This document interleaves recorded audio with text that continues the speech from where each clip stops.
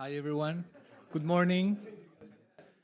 Thank you for being here. We really appreciate it. I'm Juan Pablo Escudero. I'm the staff attorney at the Emmett Institute on Climate Change and Environment at UCLA School of Law. Thank you again for being here, and thank you, the Climate Registry, for this space and this opportunity. And thank you to our wonderful panelists, especially Chair Randolph. It is a pleasure to have you here.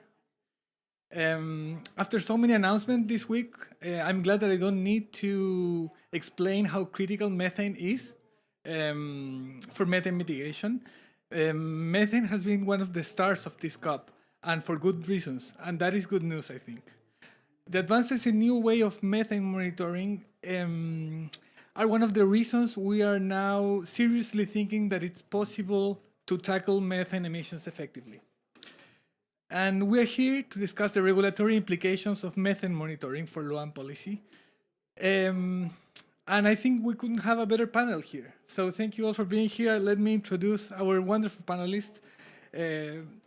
Chair Randolph, the Chair Leanne Randolph, the Chair of the California Air Resources Board, maybe the institution that is one of the most important institutions for climate law and policy. So we are so happy that you are here, especially as a fellow California resident. I mean, we're honored. Edward Ted Parson, my boss, colleague, and friend, the faculty director at the Emmett Institute on Climate Change, and a UCLA law professor. Kenzie Huffman, here, the director of strategy and partnerships of Carbon Mapper. My friend Carolina Urmeneta, she's the program director of Waste and Circular Economy Regional Lead Americas of the Global Methane Hub. And last but not least, Susana Pagola. She's a seasoned attorney from Argentina, one of the pioneers of environmental law in Argentina, and the environmental legal advisor of the Argentine Senate. So without further ado, I pass the mic to Ted, please. Wonderful. Thank you so much. Let me add my thanks to Juan Pablo's, to you for coming, to our distinguished panelists, to the Climate Registry for generously offering our space, to the Global Methane Hub for all of your wonderful work and your engagement and help with this project. So as Juan Pablo mentioned, the Emmett Institute on Climate Change and the Environment at UCLA Law School is a center dedicated to climate law within the law school. It is the first established and leading such center in the United States. This event today is convened around a new project of the Emmett Institute called Advancing Methane Regulation. The project was conceived what seems like yesterday, about 8 months ago, in response to some observations we had that there were 2 areas of enormous and rapid progress underway and 1 area of what appeared to be unmet need. The 2 areas of rapid progress are, in the first place, the rapid advance in control for methane, which, as Juan Pablo mentioned, offers exciting opportunities for near-term limitation of climate change and damages. And that trend of rapid, ambitious expansion in methane control is continuing even to the last few days, when we've heard several important new announcements, including the Subnational Methane Action Coalition, which I'm not going to speak of because I'm confident that Chair Randolph, whose agency played such a leading role in that, will speak to it. The second area of rapid activity is the explosion in the quantity and quality of data available on atmospheric methane from remote sensing instruments, mostly satellites, but not entirely, including important planned launches of new satellite instruments that are going to come up even within the next year. These point to a remarkable possibility that within a few years we'll have a worldwide system of high-quality data on methane at every scale, from point sources to nations and continents. Now, the area of unmet need that motivated the project relates to the linkages between these 2 areas of progress. Now, there's certainly plenty of work underway to put the new data to practical use, but this is mostly of 2 types. It is mostly entrained in voluntary and information-based initiatives whose basic structure involves communicating new methane data to emission sources and counting on them to take sensible and, in many cases, profitable actions to cut their emissions voluntarily. The second way that the data are already very much entrained in practical applications is to inform and improve emissions inventories at jurisdictional scale, subnational and national. There has, however, been less attention directed so far to the opportunities to use the new data in law, regulation, and formal policies. The ways that governments basically extend beyond voluntary initiatives and go beyond jurisdictional inventories to actually take actions using their resources to affect changes in emissions.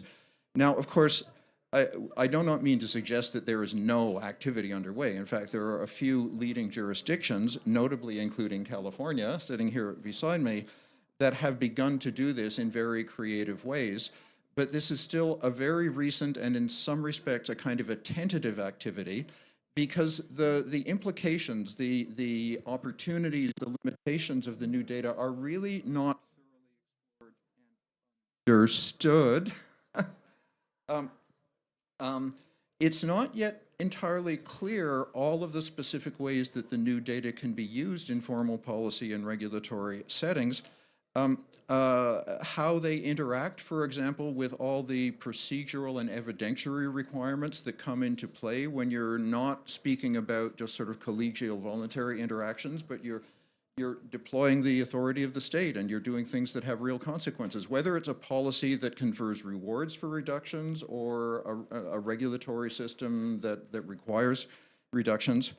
And of course, California is not representative of all the jurisdictions that have to be involved in order to effectively reduce global methane. California is so important precisely because it is such a leader, has such an extreme level of capacity, is well resourced.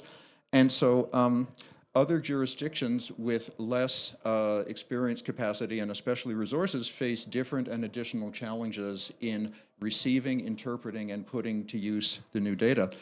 So this is the context in which we conceived of this project. The aim of the project is to help regulators and legislators from diverse jurisdictions to make this connection and figure out how they can put into use the new data resources in order to advance controls in the areas under their authority. Our aim in this is absolutely not to claim that we have answers, because we know we don't. And in fact, what we're trying to do is help frame questions for which the answers really aren't present yet. We want to build bridges between these two communities. We want to translate, and we want to work together with officials from multiple jurisdictions in diverse settings to identify new opportunities and challenges and ways to surmount them, both immediately in the sense of using the new data to strengthen the implementation and enforcement of existing regulatory systems, and also looking a little further into the future to figure out how the new data can enable the construction of new policy and regulatory frameworks that weren't possible before. The first step in this project was we convened a workshop of experts and officials from about half a dozen jurisdictions in October. It also feels like it was yesterday, to discuss these issues. And out of that, we've issued 2 preliminary products. So there's a briefing paper, which is a compact summary of the current state of methane regulation in multiple jurisdictions. We in no way claim this is comprehensive. Basically, these are the jurisdictions that we were able to find, read, and understand in the few weeks available to us. But it's our attempt to kind of present a summary and synthesis of how are people trying to control methane and how is it working. The second product is a very preliminary discussion paper that identifies highlight themes from the October workshop. The second of these, both of these are available in a few copies on the back, and they're available online. Okay, and I'm going to close just by a few headline points of substance of what we think we've seen or learned from this preliminary conversation, and I'm going to present these as teasers. I'm not going to discuss any of them in detail, and I'm going to leave, to the extent they're able and willing, my distinguished panelists to answer them. So let me identify 4 opportunities that we see as yet unexploited in the new data and their possibility to inform regulation. First, the expansion of methane controls to sectors beyond oil and gas, and in particular sectors that do not have highly concentrated point sources that are easy to observe. Second, supporting the accessibility and interpretability and usability of the new data to other jurisdictions with less resources and capacity, with a particular emphasis on jurisdictions in middle income and lower income countries. Third, the use of the new data at other stages of the policy-making process beyond monitoring and enforcement of existing regulations. So the jurisdictions that are really in the lead in using this have, as the first steps, typically deployed this to strengthen their monitoring and enforcement capability. And fourth, empower action more broadly by providing data directly to exposed communities. So in a sense, this fourth opportunity is not strictly speaking a policy and regulatory opportunity, it's more a political one. It's try to find a way that the data can actually inform people who are in a position to push for more effective policy and law and regulation in their own jurisdictions, in their own settings. Those are examples of the early opportunities we've seen. We've also identified 3 challenges at this stage to the effective use of the data. The first is limited understanding of the new data and its implications by policymakers, and in particular, limited understanding of the complex balance of strengths and weaknesses and limitations that are presented by the new data. Second, how to use data for authoritative government actions, including regulation, when the data comes from third parties, from sources that are outside government.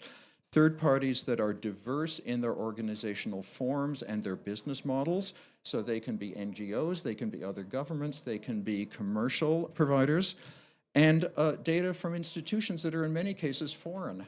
So actually in most cases foreign, because there's sort of a dozen odd institutions that are flying the satellites and generating the data, which is of use to 100 nations or 200 national and subnational jurisdictions where there are relevant methane emissions.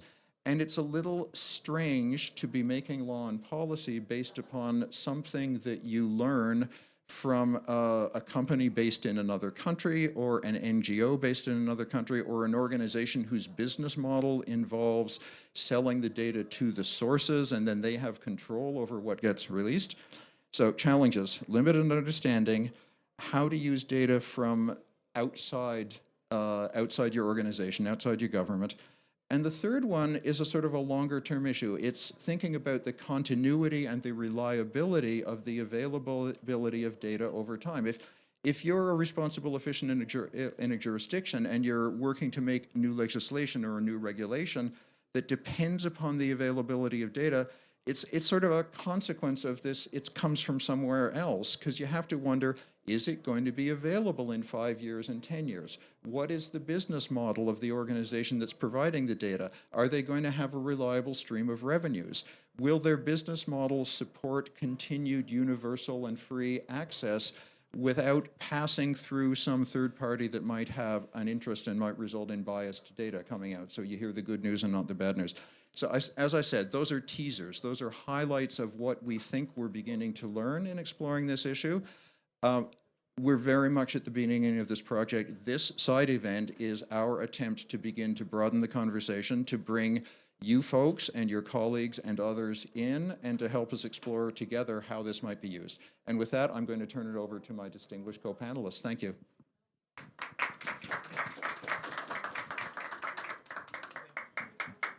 Thank you, Ted, for the words. Chair Randolph, please, we would love to hear your thoughts on this.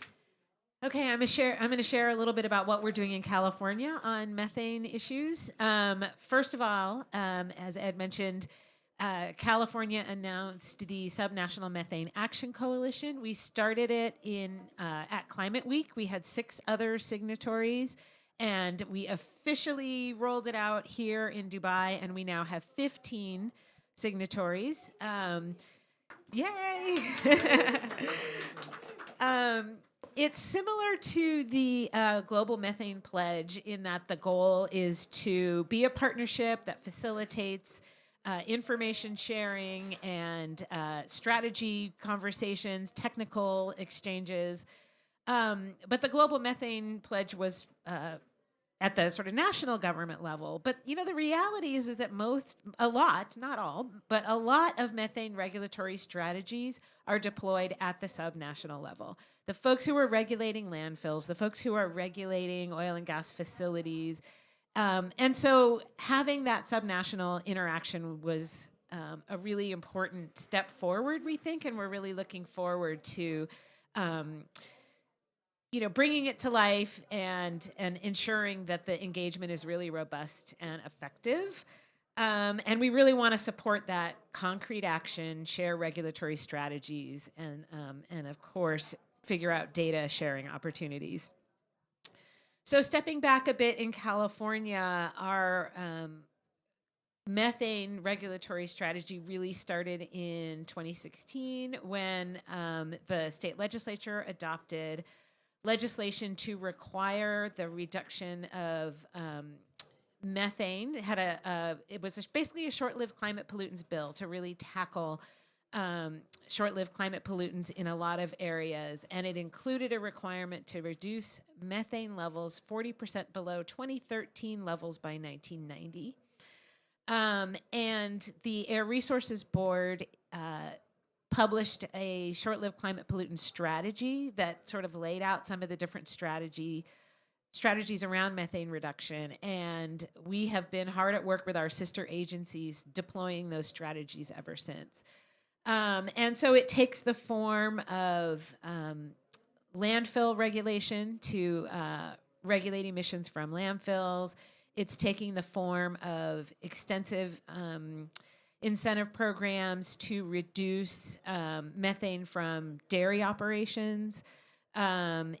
It is taking the form of new regulations on oil and gas facilities, regulations that were adopted by CARB in 2017, and then actually we just updated them this year to be consistent with US EPA regulations. And now that US EPA is continuing to move forward even more, we may need to take a look at updating it even further. So we're really looking at all of the different sectors where methane is an issue and just trying to come up with strategies to tackle those emissions in each of those sectors. Data is an important question, and as other panelists will talk about, California is moving forward on a few different fronts to support satellite data and pilots to gather data with aircraft, and thinking about the best ways to use that data, the best ways to disseminate that data. And importantly, the California legislature has made an over $100 million commitment to work with commercial satellite operations to get methane data and make that available to others, to build a data platform, and to address a lot of the issues that Ed identified. What is that data going to look like? How is it going to be available? What is the format going to be? How can others use that data? And the funds include some community engagement, some funding around community engagement, so that we can understand how best to share that data with communities in a way that it's useful. Right now, we think about this a lot, as I'd mentioned, from kind of an enforcement standpoint. We've had a few high-profile leaks in the state of California. Of course, the Aliso Canyon disaster, but also some significant leaks around our orphan wells that we have in the state of California, which has raised a lot of community concern. So we have developed an enforcement task force with local air districts and community groups, and our enforcement team to make sure that operators are capping any leaks, and if there's not an operator, that we're figuring out how to address those leaks, but also communicating that information to the community so they understand what's going on and they have the opportunity to participate in knowing that the problem is actually going to be addressed.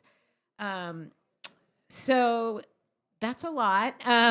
We have a lot going on, and I'm looking forward to diving in deeper on some of these topics in our discussion today. So thanks. Thank you so much for your words, Chair. They are very inspiring. And I think there's one of the leading, the lead institution that is driving this change is Carbon Mapper. So we are very happy to have you here, Kenzie. Thank you so much. And please, go ahead, the mic is yours. Yeah, so it's great to be here. I do like to take a moment because this COP has been really instrumental just thinking about 2 years ago and how far we've come on the satellite topic and data generally. It's 2 COPs ago, IMEO had just launched the International Methane Emissions Observatory. And so data and satellites were starting to emerge and be on the, in the conversation, but they were still on the sidelines. The same with methane. And just thinking about the incredible announcements that have been made from private sector, from public sector on methane and using this data has been huge. So just taking a moment to really realize that this conversation is really, really incredibly important as that data comes up. So just so those who don't know, I'm at Carbon Mapper. We're a nonprofit, and we use remote sensing to detect, pinpoint, and quantify methane emissions at the scale of individual facilities, and then make all of that data publicly available on our data platform. We also lead a coalition of partners, including the state of California, as well as NASA, JPL, and Planet Labs, and several others to develop and deploy 2 demonstration satellites that have methane detecting capabilities. And same with the promise of making that data publicly available so that we can really encourage as much action as possible. So my task in my remarks was to kind of talk about a couple of the opportunities that we see on the horizon and some of the barriers. And I would say, one big one is that these observations are really enabling more nations to come to the table. I think Turkmenistan is a really great example of how some of these observations really, I don't know for those of you if you've heard about what happened, kind of the story, but there was some, data that showed that there had been some really high emitting events that were pretty frequent. And it really brought governments together with the, government of Turkmenistan, and they started to really do some data sharing, do some information sharing, and it unlocked a dialogue and an engagement that led to more efforts on some of those early stage policy and regulatory developments in terms of thinking more about leak detection and repair, but also led to them joining the Global Methane Pledge. And there's still ways from implementing more policy and regs, but that's kind of an opening door. So this data is really kind of bringing people to the table and encouraging collaboration. Another really exciting opportunity that we see on the horizon is building the trust in the data. And what that's going to really entail is more framework and standard development around how the data is used and analyzed, and really bringing all the different groups to the table to think about that and to start to really unpack, what are the methods that go into data detection using these technologies, as well as quantification. And one really good example of where that's kind of starting is DOE is leading an MRV process around natural gas supply chain, thinking about how this data and other types of data can kind of help to think about the emissions from natural gas. And I'm going to sneak a third opportunity, which is, and this one, you always like to be hopeful, is the ability to verify and validate reductions. This is really critical, right? We want to tell the story of where there have been interventions, where we've seen emissions, where they've been reduced. And one of the things that we just launched an update to our data portal, and part of that was actually being able to track emissions over time from the observations. And we've also included what we call null detects, or where we observed a site but actually didn't see emissions at our threshold. And you can see that in real time. And so when you can tell this story using this type of visualization to say, there were emissions, the operator was notified, they took action, and you can actually see them go away. I literally shared this the other day and it got cheers. So it's huge. And it's a big way that I think, we can work with this data, this open and transparent data with the oil and gas industry to tell that story and show that progress and actually validate it. And that's what's really critical, right? Because we're all in it to get those outcomes. And then barriers, I won't take up too much time, but I think one big barrier with a lot of this open data is jurisdictional fragmentation and what we call the handoff challenge. It's a really highly fragmented landscape of jurisdictions that have oversight over, all of these different operations and infrastructure. And so how, for those, for the data providers and the nonprofits that are leading some of this work on transparent data, how do you actually get that data where it needs to go? And it's not always clear. So a really good example in the US for LNG, I think there's something like 9 federal agencies that oversee LNG and hundreds of state and local entities and operators, and just trying to navigate that can be really challenging. And so really, that can be a big barrier, but it's also an opportunity for working through. And then I know Carolina will talk more about this, but developing more data to action tools. So that's something we're really focused on, but where we find a lot of collaboration is trying to get this data into the hands of those that can use it, and providing contextual tools. And she's going to talk about Waste Map, which is a really important one, to actually taking some of this data, contextualizing it, bringing it together with other data like inventory data, for waste, waste composition data, so that you actually get a fuller picture about what's going on and know how to make those interventions.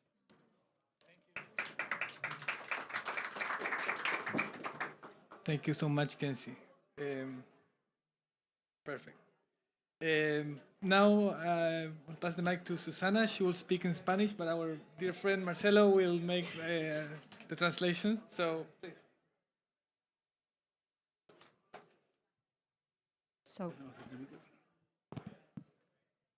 Buenos días. Agradezco a EMET Institute of Climate Change and the Environment la posibilidad de participar en este evento. Yo vengo en representación de la senadora Gladys González, que no ha podido estar presente aquí por sus responsabilidades institucionales, ya que justamente en estos días se está llevando a cabo la transición de las autoridades políticas en Argentina. Y la senadora finaliza su mandato legislativo por el partido Juntos por el Cambio y deja su banca para pasar a formar parte del equipo de Ambiente y Cambio Climático de la provincia de Chubut, que acompañará al gobernador electo Torres por el partido Juntos por el Cambio al que ambos pertenecen. Es de destacar que Chubut es una de las provincias patagónicas más importantes en producción de hidrocarburo, junto con Río Negro, Santa Cruz, Neuquén, donde se encuentra el yacimiento de Vaca Muerta. Okay, yes. I'm a translator facilitator here. Good morning. I thank the EMET Institute on Climate Change and Environment for the possibility of participating in this event. I come on behalf of Senator Gladys Gonzalez, who has not been able to be present due to her institutional responsibilities. Bear in mind that it is precisely these days that carry out the transition of the new political authorities in Argentina, as the senator ends her legislative mandate for Together for the Change Party and leaves her bench to be part of the Environment and Climate Change team of the province of Chubut that will accompany the government Torres, who was elected by the Juntos por el Cambio party, to which they both belong. Chubut is one of the hydrocarbon-producing Patagonian province, along with Rio Negro, Santa Cruz, and Neuquén, where the Vaca Muerta field is located. I apologize for my English, I'm sorry. Mine too. La formación Vaca Muerta representa la segunda reserva natural no convencional a nivel mundial, cuyo desarrollo corresponde a una decisión estratégica de todos los gobiernos, sin importar el partido político al que pertenezcan. Desarrollar Vaca Muerta implica alcanzar la seguridad energética y convertirse en exportador neto. Para eso tenemos que tener en cuenta que la explotación de estos recursos plantea beneficios económicos, pero enormes desafíos ambientales. El crecimiento de la producción de la mano de la formación share disparará los niveles de emisiones de metano. Por eso necesitamos nuevas estrategias de mitigación y uso de este gas con la normativa ambiental más estricta. Okay, the Vaca Muerta formations represent the second unconventional natural gas reserve worldwide, whose development corresponds to a strategic decision of a government. Its development involves achieving energy security and becoming a net exporter. we must take into account that the exploitation of these resources poses enormous environmental challenges at the same time. The growth in production, thanks to the shale formation, will skyrocket emission levels. That is why we need new mitigation strategy and use of this gas with stricter environmental regulations. Argentina necesita avanzar, necesita dar pasos relevantes y concretos para poder cumplir con los compromisos internacionales a los cuales está adherido y para comprender integralmente las emisiones de metano que se generan en su territorio. Para realizar el inventario nacional de gases de efecto invernadero, las emisiones de metano hoy en Argentina se informan en base a un nivel 1. Recientemente, la Secretaría de Energía publicó una resolución, la resolución 970 del 2023, que establece por primera vez la obligación de las productoras de hidrocarburos de reportar sus emisiones al gobierno nacional. Si bien esto implica un importante avance, el gran desafío está en desarrollar las capacidades para el relevamiento de esas emisiones de metano, que hoy no las tenemos. Además del seguimiento, el control y la fiscalización de las mismas, buscando un mecanismo eficiente para achicar la brecha entre lo que se reporta y lo que verdaderamente se emite en la realidad. Argentina needs to move forward, taking relevant and concrete steps to be able to comply with the international commitment to which it has adhered and to fully understand the methane emissions that are generated within its territory. To carry out the national greenhouse gas inventory, methane emissions are reported based on level 1. Recently, the Ministry of Energy published Resolution 970 of 2023 that established the obligation of hydrocarbon producers to report their emissions to the government, national government. Although this implies an important advance, the greatest challenge is to develop the capabilities for the survey, monitoring, control, and supervision of the same, seeking an efficient mechanism to reduce the gap between what is reported and what is truly issued in the reality. Argentina inicia la semana que viene una nueva etapa política con la presidencia de Javier Milei, nuevo presidente electo. Esperamos que frente a un contexto internacional que aplicará restricciones, por ejemplo, aranceles basados en la huella de carbono sobre productos importados, podamos trabajar en acciones que permitan la incorporación al comercio internacional bajo el paraguas de las premisas del Acuerdo de París y del compromiso de Glasgow.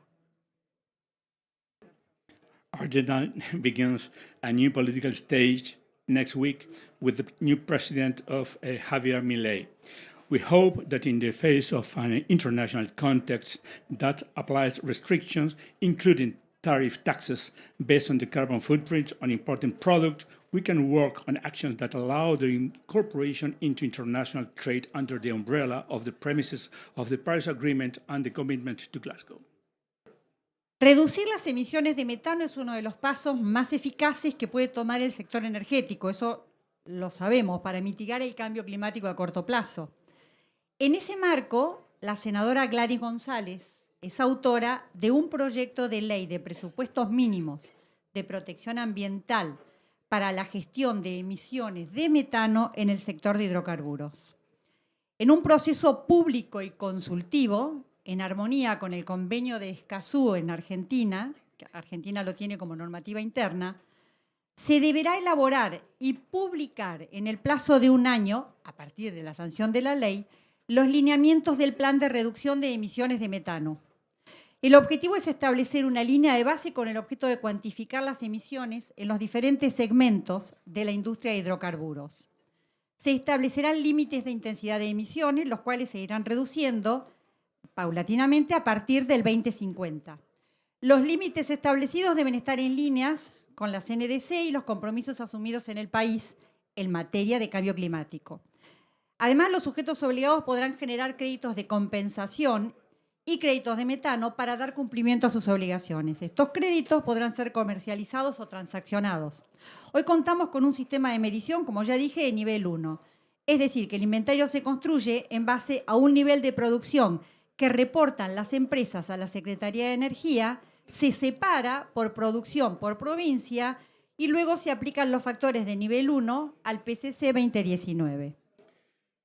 Reducing methane emissions is one of the most effective steps the energy sector can take to mitigate climate change in the short term. Within this framework, Senator Gonzalez is the author of a bill on minimum budget for environmental protection for the management of the emissions in the hydrocarbon sector. In a public and consultative process in harmony with the Escazú Convention, which Argentina incorporated into its international regulations, the guideline of the National Methane Emissions Reduction Plan must be prepared and published within 1 year. The objective is to establish a baseline in order to quantify the emission of the different segments of the industry. Emission intensity limits will be established, which will be reduced in a schedule with a view to 2050. The established limit must be in line with the NDC and the commitments assumed. Sorry, a little bit, I lost it.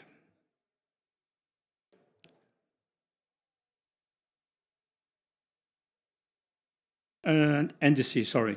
And the commitments assumed in the country regarding climate change likewise oblige the companies to generate compensation credit and methane credit to comply with their obligations. These credits may be marketed and or transacted. Today we have a level 1 measurement system. That is why the inventory is built based on the level of production that companies report to the Ministry of Energy. Production is separated of province or subnational levels and then a level 1 factors of the IPCC 2019. El esquema jurídico argentino referido al ambiente establece que las provincias tienen el dominio de los recursos naturales. Es decir, que son ellas las que establecen de qué forma gestionan sus recursos. Eso por la reforma de la Constitución del 94. Y son además las beneficiarias de los recursos económicos que generan. Con el objeto de establecer un piso mínimo de calidad ambiental, las provincias delegaron en la nación las leyes de presupuestos mínimos, que son obligatorias para todo el territorio de la nación. The Argentine legal scheme referring to the environment established that the province have control over their natural resources. That is, they are the owners who establish who these resources will be managed and are also the beneficiaries of the economic resources they generated. In order to establish a minimum floor of environmental quality, they delegate to the nation the minimum budget laws that will be mandatory for the entire territory and of a general nature. Si bien Argentina tiene acceso a la información a través de los satélites de la NASA, en convenio con el Ministerio de Ciencia, Tecnología e Innovación, así como a sistemas europeos de medición, no tenemos un sistema de información sistematizado y continuo. Y las empresas y las provincias necesitan contar con tecnología que les permita controlar el cumplimiento de las normas, ya que las provincias son competentes en la etapa del upstream. Although Argentina has access to information through NASA and ASA satellites in agreement with the Ministry of Science, Technology and Innovation, as well as European measurement systems, we do not have a systematized and continuous information systems. Company and province, I don't know what happened to this one, sorry about that.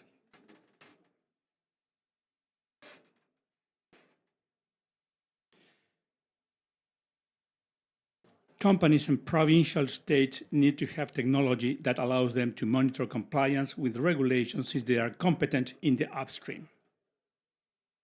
Los gobernadores patagónicos, región productora de hidrocarburos, las empresas que integran la industria petrolera y los organismos de investigación y desarrollo están comprometidos en este aspecto e interesados en contar con un sistema de medición de emisiones de metano que les permita cumplir con los compromisos de reducción de emisiones asumidos, así como obtener los beneficios económicos derivados de ello.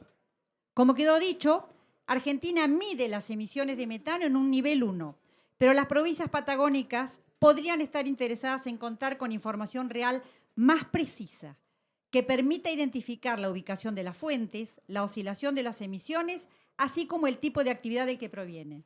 Todo ello es necesario para un acabado cumplimiento de un plan de gestión de emisiones de metano y un sistema de comercio de emisiones sectorizado.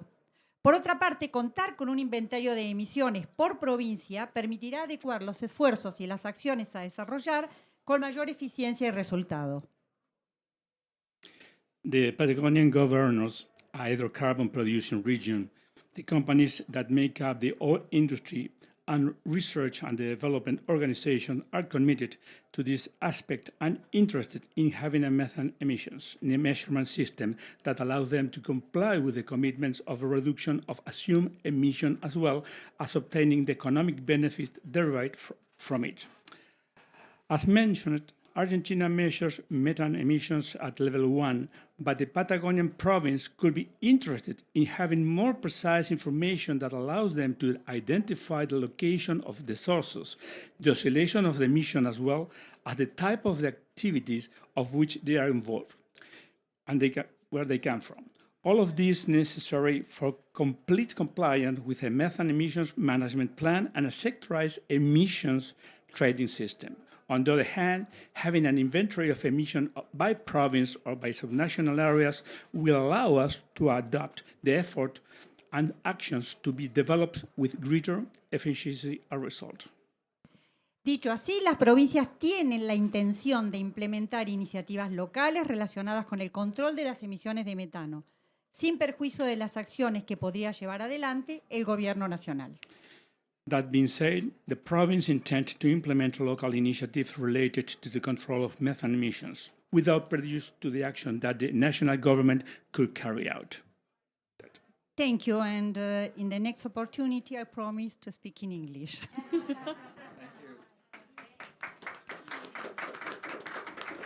Thank you, Susana. Carolina, please. Mic is yours. Thank you. Well, my name is Carolina Urmeneta. I'm the Program Director for Circular Economy and Waste at the Global Methane Hub. And we are a philanthropic effort to align funding on methane mitigation on 3 areas: energy, agriculture, and waste. And we are really, when we talk about aligned funding, what we are talking about is to drive coordination and collaboration between different entities. And that's, I think, what we are doing here, right? Like to talk about different perspectives of the same problem. And as Kenzie said, I'm going to talk about one example, maybe two. But the first one is related to the waste map, which is an initiative, and it's an open source platform that is public right now. So you could go there if you go wastemap.earth. And in that platform that we are funding as the GMA together with Google, we have information related with inventories, as it was said before, and satellite emission monitoring. And what's important there is that it's exactly what we are saying, right? We need to understand and to support different governments and jurisdictions to use this data, because what we have is inventories. We know that emissions are underestimated, and we have satellite data, right? From different organizations like Carbon Mapper, SRON, IMEO, etc. And how to understand the data and how to use it exactly for what you were saying, to improve emission factor, for example, and to improve inventories. With this type of information, we could show what is happening right now, but what we really want is to show that we are having methane mitigation, right? That's our goal. So that's why it's so important to talk also about policy and about implementation. And when we talk about policy and capacity building, we have this great partnership with UCLA and the Emmett Institute to work with some jurisdictions to have a first pilot maybe related with regulation. And I love what you explained, Ted, about how to go to jurisdictions that are almost ready to go, because we know we have a problem, right? And here we are talking about, well, is the chicken or the egg, right? We have the data, but we don't have the regulation. We have the money we don't have the money for implementation. So what we could do, we don't know, right? But we know that we are going to have a lot of data. So let's try to use it, because we have an emergency here, right? We need to reduce methane emissions. So that's why the approach of our partnership is related to work with some jurisdictions, like, for example, Argentina, and we're really happy to have you here. I'm from Chile, so I love that you speak in Spanish, right? Seguro, de todas maneras.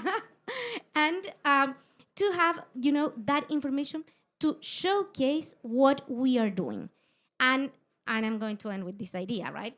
Like, when we talk about showcase some examples, it's exactly the same that we launched a couple days ago with John Kerry, the Vice President of the European Union, the President of the IDB, and under the coalition of subnational governments for California, C40, UCLA, etc., and other partners, Carbon Mapper, etc., to work in 40 jurisdictions to reduce at least 1 million tons per year, well before 2030, of methane emissions in the waste sector. And why is that? It's because we want and we need to demonstrate that this is achievable, right? Science has told us that cutting methane emissions is the fastest and most effective way to reduce global warming, right? And to get that pathway to 1.5. We know that we have a problem, right? We are not there, for sure. But this is a great opportunity, and that is what we are trying to work here, working with some national governments and working with national governments and a lot of non-state actors, partners. I think it's really important when we talk about jurisdictions and when we talk about regulation to understand the culture, and that's what's exactly what you're saying, right? Because we, from the global south, right, like countries that are maybe not leading as California, we are countries that are leading, like I think Chile is leading too, Argentina has a great example, but when we talk about recommendations, it's not the same when you said, oh, okay, we have this big institute in the United States saying that we need to do this. Then when you have this institute working with the real people in the country saying, oh, this is what you need. You need to modify this regulation, you need to do this type of things, and let's try. Of course, we need the Congress. Of course, we need different actors, right? But that's something that is achievable. We know that. We worked together with Juan Pablo, for example, in Chile on the climate change framework law with a lot of partners. And we did it, right? So it's what we need, I think, to do. And that's why I think this project is so important, because we're going to work with some jurisdictions in order to have some pilots related with methane regulation with satellite data, possibly, right? So that's what we are doing, and thank you very much for the invitation to UCLA and also the Climate Registry to host this event. Thank you so much, Carolina. Thank you so much for your words. We're running a little late, but I think we still have some time for questions. And Chair Randolph, I would love to hear your thoughts on this, and maybe you can explain us a little bit about the subnational partnership you are leading, and also some of the things Carolina said. Do you think the California model could be replicated elsewhere, in the global south especially?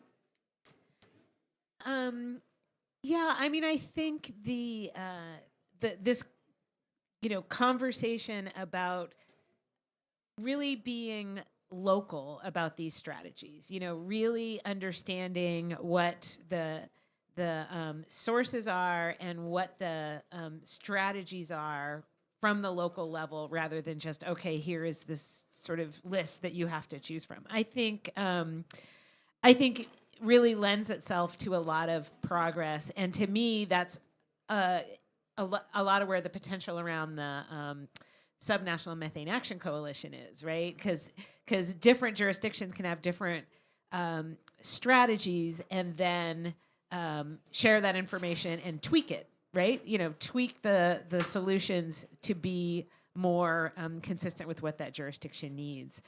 The waste sector is just such a critical piece of this conversation, and I think from a regulatory standpoint, when you think of regulations on oil and gas or regulations on the landfills themselves, that feels really comfortable. It's like, okay, this is like a very clear sort of do this control technology or do this process.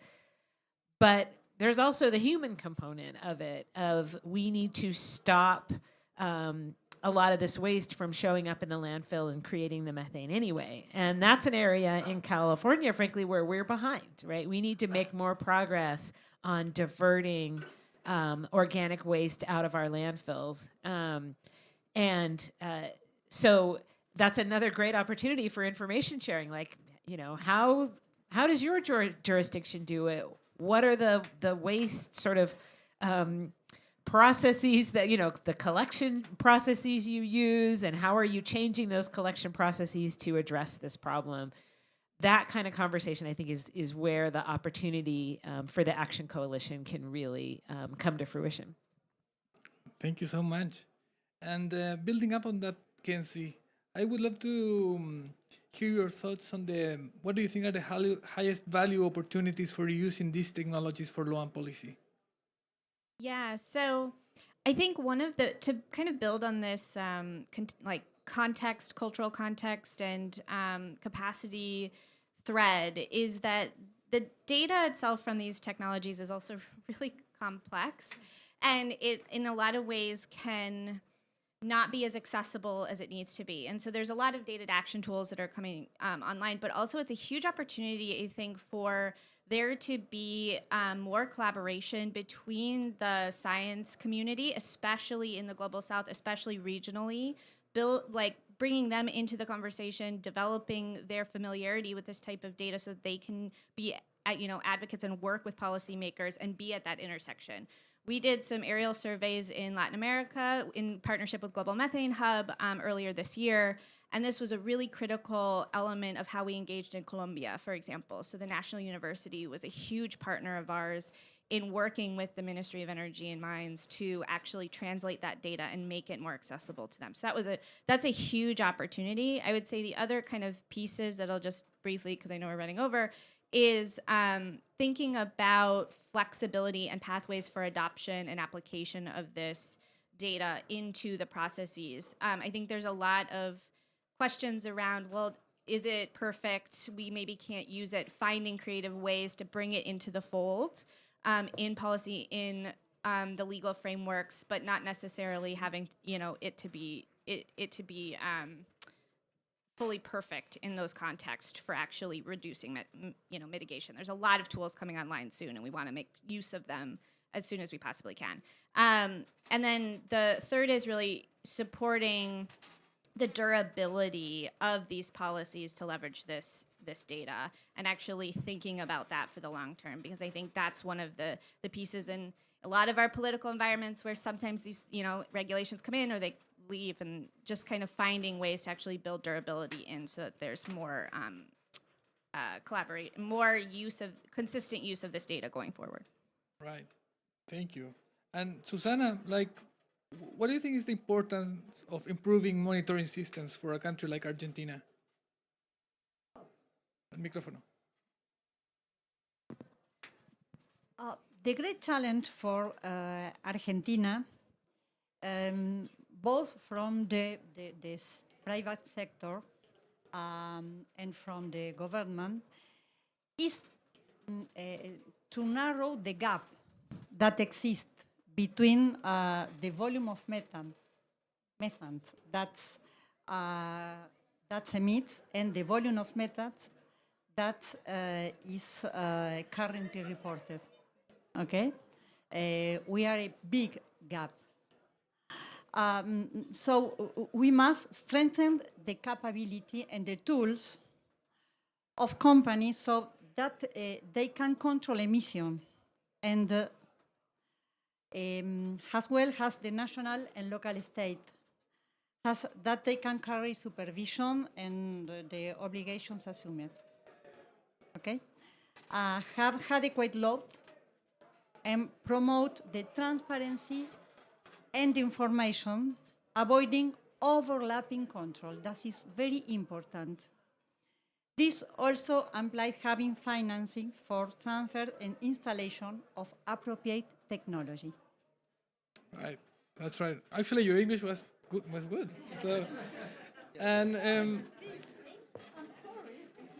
And Carolina, do you think there's a need for more work on law and policy in this space?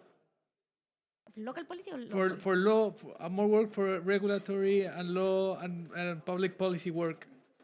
Yes, for sure, right? Like, we have two things I think it's important to consider. By 2025, countries need to present their new NDC, right? So we have a great opportunity next year to support countries that want to have more ambitious on methane mitigation to have that in the NDCs, right? Because they need to be presented by 2025. And we also have, as you were saying, a great opportunity related with data, because countries starting on 2024, they need to present their biennial transparency report with specific information about the inventories and also about projections. So that is a game changer on how they are presenting their information, and to discuss, for example, what you were saying, if they are using emission factors tier 1 level or tier 2 or tier 3, right? So that's really important. And for sure, we need, when we go to the country, because here at COP, and when we talk about NDCs and biennial transparency report, we are talking about common rules for everyone, right? And here we are talking about negotiations and agreement that need to have everyone ongoing, right? We cannot leave anyone behind, and that's the main idea here. But when we talk about regulation, for example, we're talking about national things, right? Domestic things, and at level also of the jurisdictions in some cases in some countries, right? Depending on the country. So that is why I think that when we talk about national things and domestic regulation, we need to define what jurisdictions we want to start working with. And I think that's why it's so important to work here. And to use the information that we could use right now, for example, because we know that we have better information for oil and gas and probably for landfills. For agriculture, it's kind of difficult yet, right? Because we don't have hotspot like we have on oil and gas or landfill. So let's start the discussion about regulation with that information, because we know we have that. And we know that we have some countries and some Congress that are available to have that discussion. And that's so important because we could showcase what we are doing with this. So that is.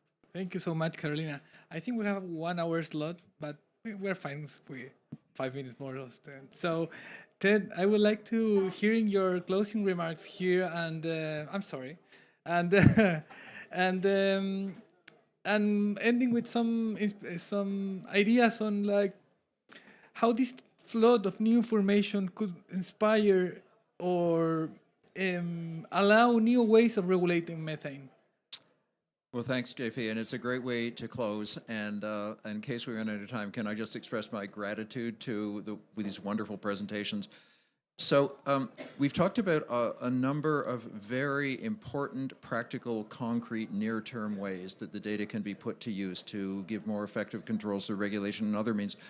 But it's part of the luxury, the privilege, and also the duty of being an academic-based institution, as opposed to working in government, as I used to do, that we don't have the flood of administrative responsibilities and crises every day. So we get to think a little further ahead and a little longer term. And we always want to make that practical and useful, but it's things that we can contribute that are different based on our unique situation. So I love the question, and I think it's going to be a new world. The data that are coming is going to utterly transform this space in ways that none of us can anticipate right now, and it will make possible perhaps radical new approaches to the control of methane. I have a couple of ideas about promising directions, and I know I have almost no time, so I'll, again, just throw out titles. I think the new data are going to enable new cooperative systems across borders for effective information exchange, integrated with trade and collective control. And I think the shape of those are just emerging.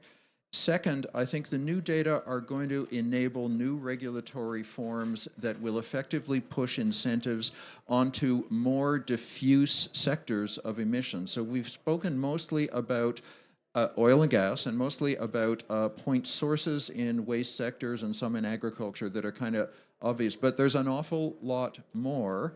And I think the data are they promise the possibility of constructing new systems that would sort of effectively deploy incentives at broader scales. And I think they also promise new systems that even sort of break the distinction I used in my opening remarks when I defined the project. And I said, well, they're being used for voluntary and information systems and inventories, but they're not being used so much yet for regulations. I think there's a whole big space in between authoritative regulatory and policy systems and things that interact with information and voluntary systems.